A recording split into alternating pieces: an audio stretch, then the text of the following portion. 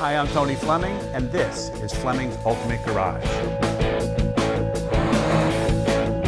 Hey everybody, thanks for joining us on today's car, 53 MG TD, all about style. Really, when you look at something like this here, you can't help but, even if you don't love cars, this car is driving down the street and you're driving whatever it is you have to be driving to do what it is you have to do.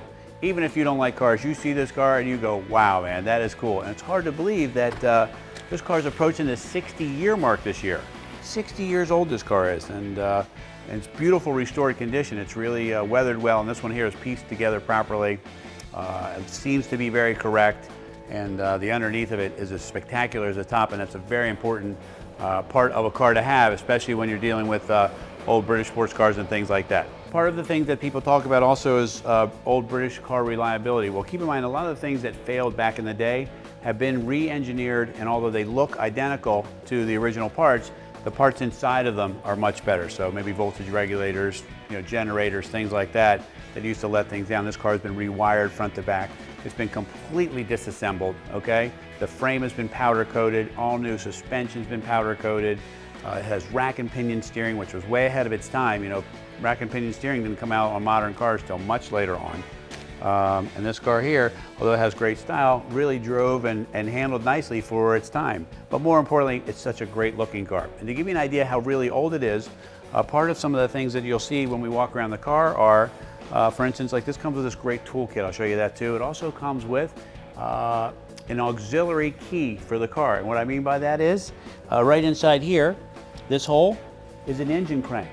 And keep in mind, this car is from 1950. It comes with an engine crank inside. If for some reason the battery and starter failed on the car, you would do is put the engine crank in there and crank it by hand, and you crank the car over yourself. How cool is that, huh?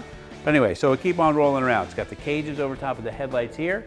A lot of those windy roads in Britain and what have you, maybe not paved back in the day, and it would fling up rocks and things like that and shatter the lights, and it would be game over, all right? Beautifully restored and polished grille here, new bumpers and overriders, all stainless fittings. Like, check out these bolts and stuff. They're all stainless, which is really nice. It's keeping them, they're keeping them going there. All right, so come on, let's walk around for a second. We'll keep rolling around the car. We have the correct color matched wheels, meaning to the pieces around the car from back in the day. Some people like to upgrade to a set of wire wheels, or maybe even a set of wide white tires on here would be really, really beautiful. So a small upgrade, we can keep those wheels and move you up to the wide whites would be, just put this car over the edge. We'll keep walking around for a minute. Like, check out just a little bit of style here. The rub strips here, the brass hinges, suicide doors. But what I wanted you to see here, most importantly, is how beautifully these doors open and close 50 years later. Another great piece is just the way things are exposed on this car. Today's cars, everything is hidden, from the wipers hidden underneath to door handles to all kinds of things that, maybe that's style of today, but this is really cool. Like the exposed handles and the strips and the brass hinges that we talked about. But like this windshield here, you turn these both sides, and this thing actually folds down if you want to. These are wind wings to give you a little less wind in your coif. Maybe you don't have high-speed gel in that day and you don't really want to get berated by 80-mile-an-hour wind. Sun visors up here. I love the linkage setup on the wipers. Like, look how mechanical that looks. Wiper motors back here, and it's powder coated, the correct textured black paint. It just looks great, all right? Now let's keep walking around for a minute. So this car goes on and on. So we have a tan boot coming for the car, so that'll really finish off the interior. It'll be an all tan, okay? And if you like, we can put a tan cover on the back, which I think just kind of sets the finishing touches for it. Gas tank back here. This is color matched to what we talked about, from the wheels to the brackets for the headlights and things like that. Little stuff like the great chrome bumper here with the overriders, the small tail lights. I'm going on and on, but even like the tag light works on this car. So when you're talking about cars like this, first of all, they're very expensive to restore. Secondly, finding somebody to do it and do it right is difficult. In this case here, this car is ready to go. It's turnkey, it's ready to enjoy today out on the open road. It sounds great, it runs great, and more importantly, it looks great. Part of what you don't ever see is probably a lot of the money spent on a car, and that's the underneath of the car. Nobody ever sees that, but that makes the difference between a car that drives and runs well and the doors close properly.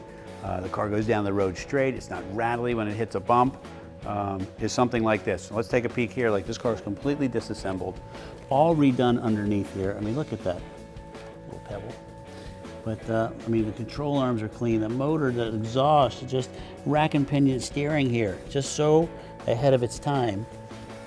It's just really, really nice. I don't know. This is a great car, man. This is a car to cruise and have some fun in. So back in here, this is nice because you have a tonneau cover here, but inside here is a convertible top. Okay? I want to show you that real quick if I could. And it looks great with the convertible top on, as well as the other, and also has a clip-in windows. It comes in a bag for that. I wanted to take this out to show you. This is the engine crank. It actually goes in a little slot right here. I'm going to put it in the back here, but I want also, if you come on back here, this is the engine crank, but check this out. This is what I call style. They had a place for it, so it wouldn't rattle. Check that out, huh?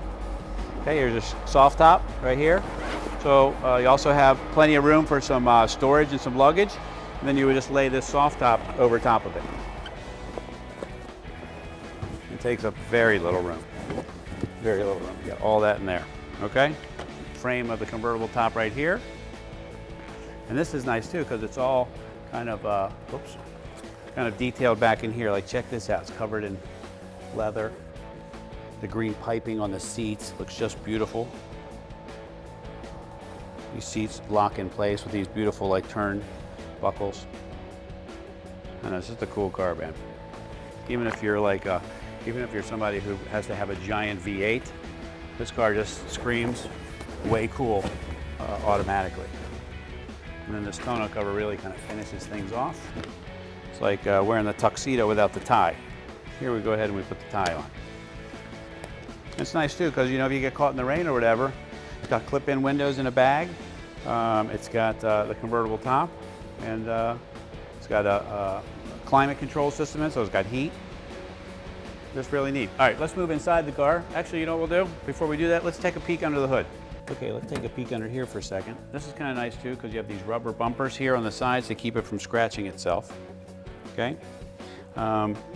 Polished valve cover here. Engine's painted the correct red there. Generator, horns, wiring system. Here's the authenticity plate right here. I want Justin to get a quick peek of that. Get up in there and check that out. That thing is really cool. It's just a very, very authentic car, and it's done, you know, with love and care. This car was actually restored for a gentleman's wife, and they drove it for just a little bit, and then she really couldn't enjoy it anymore. This is a cool, cool car. Let's check out this side of the engine compartment too, because I wanted to show you something over here.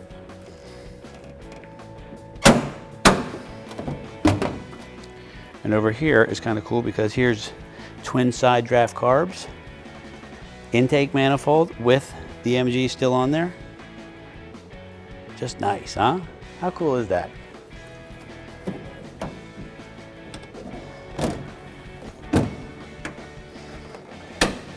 All the little pieces even snap into place right.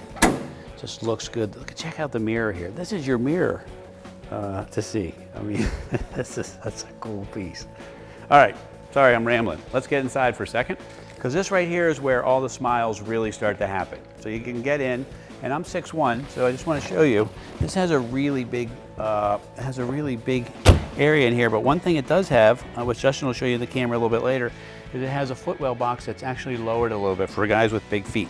Like I have a size 12 or 13 foot, and normally in these small British sports cars, the pedals are really close together. It's very difficult to drive, but they made, they made an effort to make sure that you got some room in here. This right here is actually turn signals, okay, which have been added to the car. It's got the choke here. Now check out the Jaeger gauge, the gauges here. This shows 2,121 miles on it since it was restored. It's got the clock in the center. It's got the tach, 100-mile-an-hour speedometer. Beautiful gauges everywhere. It's got the nice little horn, and just nicely done. Turn it on. Things all light up. They work.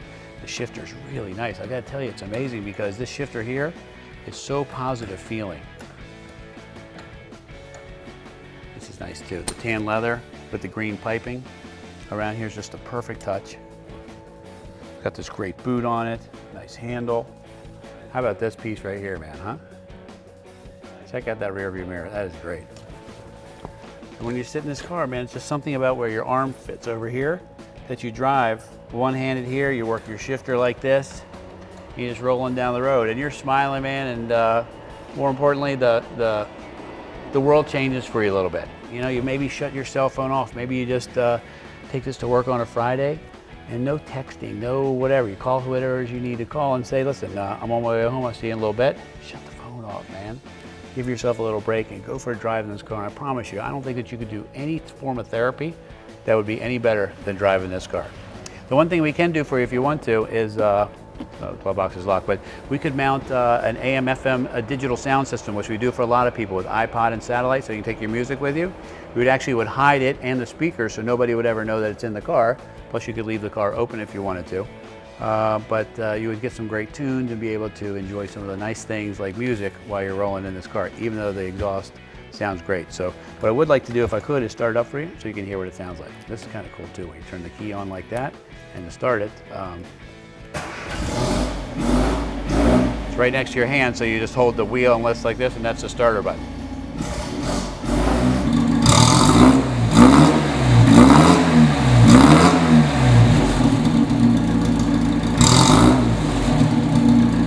You know, keep in mind a lot of these older cars had single carburetor, or they had worm and sector gear steering boxes. They had, you know, just some things that made them really antiquated. This car here kind of blends the best of both worlds, where you have the rack and pinion independent front suspension, where a lot of cars had a single I-beam. From the cool doors to the great driving lights to the wipers to the comfort of having a convertible top. I mean, it's just a beautiful car. If the beautiful car is great, but if a beautiful car is an average beautiful car, they're very expensive to restore. In this case here, you're getting a car that's been fully restored. Somebody spent a lot of money on this car to get it done, and you're paying significantly less than the cost of restoration and the car, and it's not going to take 3 or 4 years to get it done. So if you've been in the market for an MGTD, this is, I would say, one of the nicest ones we've ever seen. Anyway, call us 301-816-1000 and we'll tell you all about it.